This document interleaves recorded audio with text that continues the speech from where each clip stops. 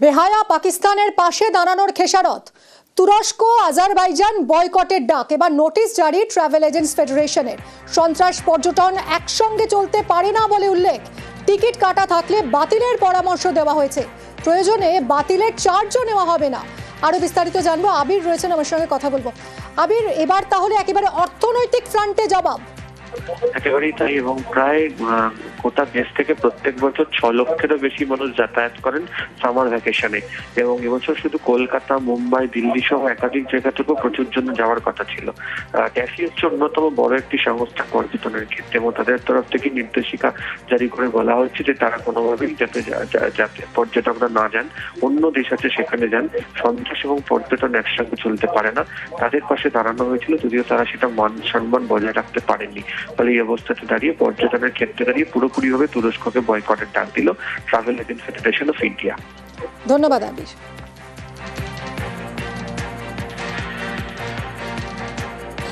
Decision করা হয়েছে that we will not sell Turkey আর আজারবাইজান। তো যে ট্যুরিস্ট অলরেডি বুক ছিল এসব সমস্ত ক্যান্সেল হয়েছে। যে কেটে ফেলেছে ওকে রিকোয়েস্ট করছি কি we give you an alternate and কিছু ক্যান্সেলেশন লাগবে না, because we want our Indians to be safe, so better not to send them over there, and plus we are not promoting henceforth. Terrorism and tourism will not go together. আমাদের লোক যে পেহেলগাঁওতে হয়েছে, আপনি ফ্লাইটে গেছে আর কফিনে চলে এসছে, তো it's absolutely not acceptable. My nation is first, my people are first, my customer is my bread and butter. পহেলগাঁওয়ের প্রতিশোধে ঘরে ঢুকে মার, ভারতের মারে কোমর ভাঙলেও ছলচাতুরি পাকিস্তানের, মুখ রক্ষায় বারবার ধামাচাপা দেওয়ার চেষ্টাই সার। ঘরে বাইরে সাঁড়াশি চাপে শেষমেশ মারের কথা কবুল। চাপের মুখে ভারতের পরাক্রমের শিকার পাক প্রধানমন্ত্রী। পাক বায়ুসেনা ঘাঁটিগুলির দুর্মুষের কথা মানলেন শরীফ। চুরমার নূর খান এয়ারবেস মানলেন শেহবাজ শরীফ। ইসলামাবাদ সংলগ্ন নূর খান তছনছ বলে মানলেন শরীফ। বারবার অস্বীকারের পর এবার কবুল। মাঝরাতেই জেনারেল আসিম মুনিরের ফোন পান বলে জানান শরীফ। পাকিস্তান মনুমেন্টের অনুষ্ঠানের ভাষণে মার খাওয়ার কথা কবুল। 9 और 10 की दरमियानी रात में तकरीबन 2:30 बजे सिपा सलार जनरल सैयद आसिम मुनीर ने मुझे सिक्योर फोन पे मुझे बताया कि वज़ीर-ए-आज़म साहब, हिंदुस्तान ने अपने बैलिस्टिक मिसाइल अभी लॉन्च किए हैं, एक नूर खान एयरपोर्ट पे गिरा है और कुछ और दूसरे इलाकों में गिरे हैं।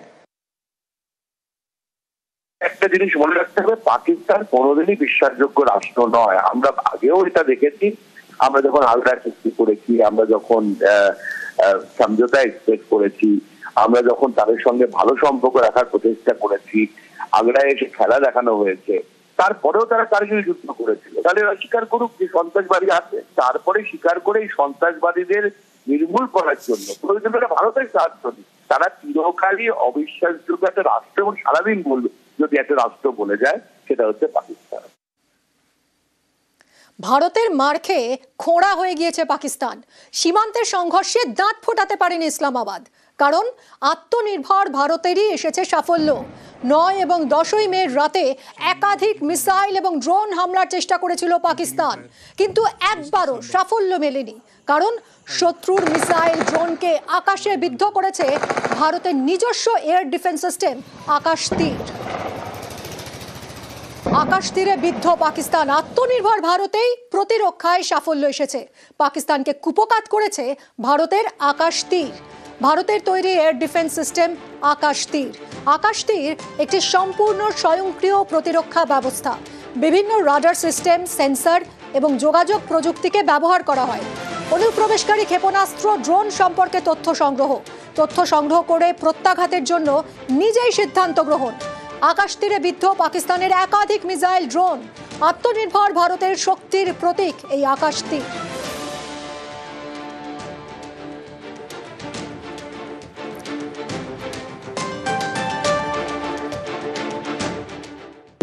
আকাশ মিসাইল সিস্টেমটা আছে, এটা হলো মিডিয়াম রেঞ্জের জন্য। এটাকে আমরা পুরো ইন্টিগ্রেট করে দিয়েছি। ব্রিগেড লেভেলের যে ইম্পর্টেন্ট লোকেশনকে কভার করার জন্য আমাদের কাছে থাকে স্মুথ গানস বা তার থেকে বড় শিল্কা গানস, এইগুলোকে পুরো ইন্টিগ্রেট করেছে। মানে ড্রোনস এর পর ড্রোনস স্বয়ং ওরা বলছে পাঠিয়ে দিয়েছে এখানে। তার মানে ওইগুলোকে তো আর এত বড় বড় মিসাইল S-400 ট্যাকেল করতে যাবে না। ওখানে আমাদের ছোট ছোট ওয়েপন্স দিয়ে যেটাকে পুরো একটা এয়ার ডিফেন্স সিস্টেম গ্রিডে ফেলে ট্যাকেল করা হয়েছে। এটাই হলো আমাদের অ্যাচিভমেন্ট, আর এটা অনেক বড় কাজ। এটা হয়তো দুনিয়াতে কোথাও হয়নি, মানে second two naan in world history. তো এই যে আত্মনির্ভর ভারতের যে কাজটা হয়েছে যে ইনিশিয়েটিভে, তো এটা একটা অনেক বড় achievement. That was 83, and 1984, the name of the missile was given as the Akash. In the beginning, it was only a medium-range surface-to-air missile system. The Air Force and Army told it should be a multi-target handling surface-to-air missile system. That means the enemy will send maybe 4 aircraft, 6 aircraft, 8 aircraft. You should be able to annihilate all the 8 simultaneously. So that's a tall order. So radar has to be customized, specially made. So it should have a lot of beam agility. It's called beam agility. The electronic beam should be switching tuck, tuck, tuck, left, right, up, down at a very, very fast speed so that you don't miss any target. Netaji indoor স্টেডিয়ামে career education fair আজ থেকে সোমবার পর্যন্ত education fair. বিভিন্ন engineering শিক্ষা প্রতিষ্ঠান সহ বেসরকারি বিশ্ববিদ্যালয়গুলি নিয়ে শিক্ষা মেলা। সকাল 11টা থেকে সন্ধ্যে 7টা পর্যন্ত চলবে শিক্ষা মেলা। বিভিন্ন কোর্স নিয়ে কাউন্সেলিং এর সুযোগ। খুব তাড়াতাড়ি জয়েন্টের ফল প্রকাশ হবে, আর তার আগে এই শিক্ষা মেলায় বিভিন্ন কোর্স সম্পর্কে ধারণা পাবেন পড়ুয়ারা।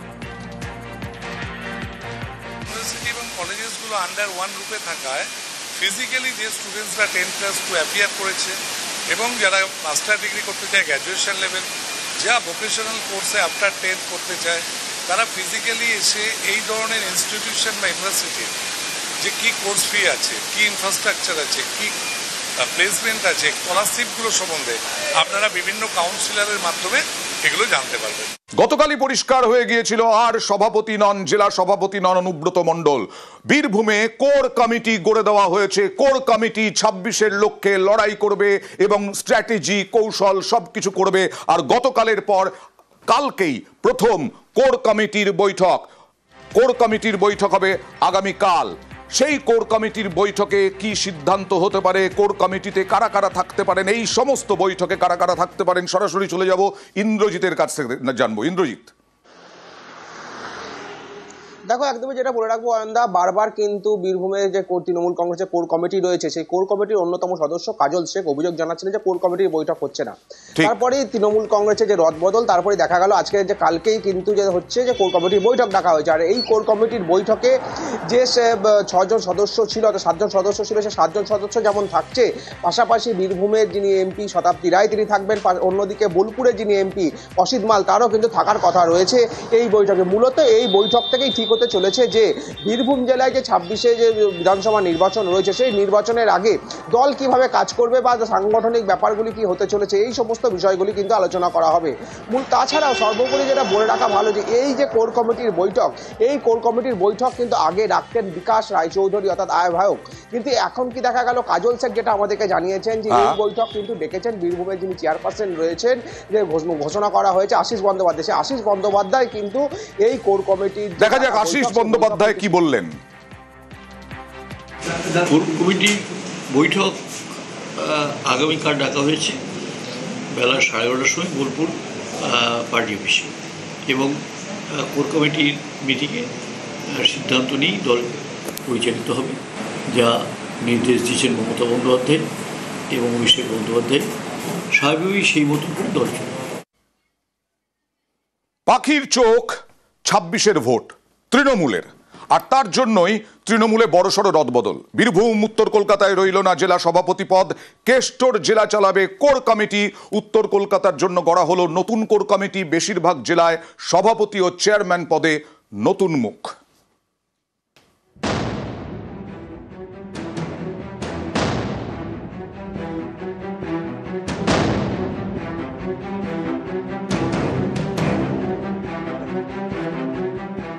টার্গেট 2026। বছর ঘুরলেই বিধানসভা ভোট। 25 মেতেই সংগঠনের ভিত আরো শক্ত করতে জোর কদমে নেমে পড়ল তৃণমূল। বীরভূম থেকে কলকাতা সংগঠনে বড় সড় রদবদল করল তৃণমূল কংগ্রেস। বীরভূমে জেলা সভাপতি আর রইলেন না অনুব্রত মণ্ডল, এখন কেষ্ট শুধুই কোর কমিটির একজন সদস্য। বীরভূমের সংগঠন পরিচালনা করবে 9 সদস্যের কোর কমিটি। একসময় বীরভূম বলতে বোঝাতো অনুব্রত মণ্ডলকে। দুর্নীতির দায়ে জেলে যেতে হয় বীরভূমের জেলা সভাপতিকে। তখন থেকে সংগঠন পরিচালনার জন্য কোর কমিটি তৈরি করে দেয় শীর্ষ নেতৃত্ব। অনুব্রত জেলে থাকার সময় কোর কমিটির হাতেই ছিল বীরভূম জেলার রাশ। জেল থেকে ফিরে আসার পর অনুব্রত মণ্ডলকে নিয়ে কোর কমিটির মধ্যে অস্বস্তি শুরু হয় বলে তৃণমূল সূত্রে খবর। কিছুদিন ধরেই অনুব্রত মণ্ডল কোর কমিটিকে অপ্রাসঙ্গিক রেখে বেশ কিছু কর্মসূচি একাই নিচ্ছিলেন বলে অভিযোগ। শীর্ষ নেতৃত্বের কাছে বারবার সেই অভিযোগ জেলা থেকে পৌঁছয়। অনুব্রতর নেওয়া একাধিক কর্মসূচিতে উপস্থিত থাকছিলেন না কাজল শেখও। 26 ভোটের আগে বীরভূম জেলায় এই দ্বন্দ্ব কোনোভাবেই বরদাস্ত করতে চায়নি তৃণমূল। সে কারণেই অনুব্রত মণ্ডলকে সভাপতির পদ থেকে সরিয়ে বীরভূমের সংগঠন পরিচালনায় কোর কমিটিতেই আস্থা রাখল তৃণমূল। এমনকি বীরভূম থেকে জেলা সভাপতির পদটাই তুলে দিল তৃণমূল কংগ্রেস। এই কোর কমিটি 26 নির্বাচনে সংগঠন পরিচালনা করবে। এদিন রদবদল করে এই বার্তাও অনুব্রত মণ্ডলকে সরাসরি দিল শীর্ষ নেতৃত্ব, এমনটাই মনে করছে রাজনৈতিক মহল। সেখানে হচ্ছে আমাদের কোর কমিটি যেটা ছিল 7 জন ছিল, সেটা 9 জন হয়েছে। সুতরাং 9 জন হয়েছে, আমরা 2 এমপিকে এখানে সংযুক্ত করা হয়েছে। এটা দলীয় সিদ্ধান্ত, এখানে দলের বাইরে তো আমরা নই। সুতরাং দল যেটা সিদ্ধান্ত নিচ্ছে সেটাকে আমরা মান্যতা দিই। বীরভূমের পর উল্লেখযোগ্য রদবদল কলকাতা উত্তরে। সুদীপ বন্দ্যোপাধ্যায়কে সভাপতির পদ থেকে সরিয়ে করা হলো চেয়ারম্যান। এখানেও ফলো করা হচ্ছে বীরভূম মডেল। সংগঠন পরিচালনায় উত্তর কলকাতাতেও 9 জনের কোর কমিটি তৈরি করে দিল তৃণমূল কংগ্রেস। এখানেও সুদীপ বন্দ্যোপাধ্যায়ের সঙ্গে দলের উত্তর কলকাতার নেতাদের বারবার দ্বন্দ্ব প্রকাশ্যে এসেছে। এই রদবদলও সে কারণেই বলে মনে করা হচ্ছে। তৃণমূল সূত্রে খবর, রদবদলের ক্ষেত্রে সবথেকে বেশি মাথায় রাখা হয়েছে নেতাদের স্বচ্ছ ভাবমূর্তি, সকলকে নিয়ে চলার মানসিকতা, দলের প্রতি দায়িত্ববোধ, তৃণমূল স্তরে যোগাযোগ, কাঁধে কাঁধ মিলিয়ে চলার মানসিকতা। গত কয়েক বছরে বারবার তৃণমূল কংগ্রেসের নেতা মন্ত্রীদের বিরুদ্ধে দুর্নীতির অভিযোগ উঠেছে। কয়েকজনকে জেলেও যেতে হয়েছে। দুর্নীতির সেই সব অভিযোগ প্রমাণ না হলেও তৃণমূল সেই সব মুখকে সামনে রেখে ভোটের যুদ্ধে নামতে নারাজ বলেই খবর। তাই স্বচ্ছ ভাবমূর্তির নেতাদের কাঁধে গুরু দায়িত্ব। মাপকাঠিকে সামনে রেখে উত্তর থেকে দক্ষিণবঙ্গের বেশিরভাগ জেলাতেই রদবদল করেছে তৃণমূল কংগ্রেস। যেমন মুর্শিদাবাদ, বহরমপুর থেকে মালদার চেয়ারম্যান বদল। দমদম, বারাকপুর সাংগঠনিক জেলা সভাপতির দায়িত্বে পার্থ ভৌমিক। আরামবাগের চেয়ারম্যান হলেন সাংসদ মিতালি বাগ। বনগাঁ সাংগঠনিক জেলার চেয়ারম্যান হলেন মমতা বালা ঠাকুর। রাজ্যের প্রধান বিরোধী দল বিজেপির বেশ কিছু জেলায় সভাপতি নির্বাচন এখনো থমকে। এখনো রাজ্য সভাপতি নির্বাচনও করতে পারেনি পদ্ম শিবির। অন্যদিকে শাসক দল তৃণমূল কংগ্রেস বিধানসভা ভোটের দামামা বাজার প্রায় 1 বছর আগেই জোর কদমে সংগঠনে রদবদলের কাজ শুরু করে দিল, যা বিরোধীদের থেকে শাসক দল তৃণমূল কংগ্রেসকে কয়েক কদম এগিয়ে রাখল বলেই মনে করছেন রাজনৈতিক মহল। নিউজ 18 বাংলা।